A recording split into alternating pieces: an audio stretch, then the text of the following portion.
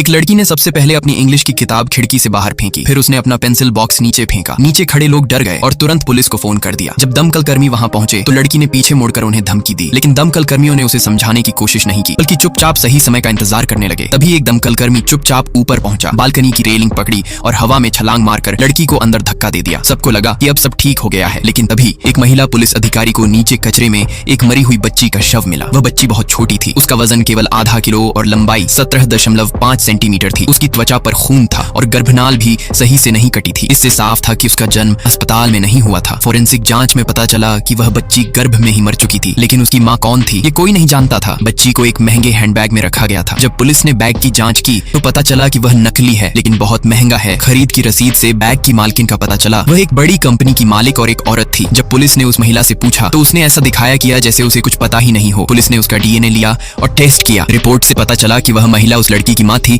जो बिल्डिंग से कूद गई थी। उसका नाम था लिसा, यानी लिसा ही उस मरी हुई बच्ची की माँ थी। पुलिस ने लिसा से पूछताछ की और उससे बच्चे के पिता का नाम पूछा। उसने अपनी नोटबुक में 5 लड़कों के नाम लिखे। ये सभी उसके क्लासमेट थे। जब उन लड़कों के माता पिता को बुलाया गया और डीएनए टेस्ट हुआ तो चौंकाने वाली बात सामने आई। इनमें से कोई भी बच्ची का पिता नहीं था। पुलिस को शक हुआ कि लिसा झूठ बोल रही है। उन्होंने घर का सीसीटीवी देखा और पाया कि जिस दिन लिसा ने कूदने की कोशिश की थी उस दिन बेडरूम का दरवाजा हटाया गया था। पुलिस को शक हुआ कि बच्ची का पिता लिसा का भाई या पिता हो सकता है। उन्होंने लिसा के भाई का हेडफोन चुरा लिया और पिता के थूक का सैंपल ले लिया। डीएनए टेस्ट का इंतजार करते हुए पुलिस ने लिसा से दोबारा पूछा कि उसने झूठ क्यों बोला। लिसा ने कहा कि वह नहीं चाहती थी कि लोग सच जाने, वरना उसकी इज्जत चली जाती। उसे खुद अपनी प्रेगनेंसी का ठीक से पता नहीं था। उसने एक बार अपनी माँ से पेट दर्द की शिकायत की थी, लेकिन माँ ने ध्यान नहीं दिया। लिसा ने बच्चे को अपनी माँ के महंगे बैग में जानबूझकर जन्म दिया ताकि उसे सजा दे सके। आखिरकार पुलिस ने लिसा के छोटे भाई की एक फोटो दिखाई और बताया कि असली अपराधी वही है। दरअसल उसका अपनी बहन से झगड़ा हुआ था और बहन ने गुस्से में उसकी सारी किताब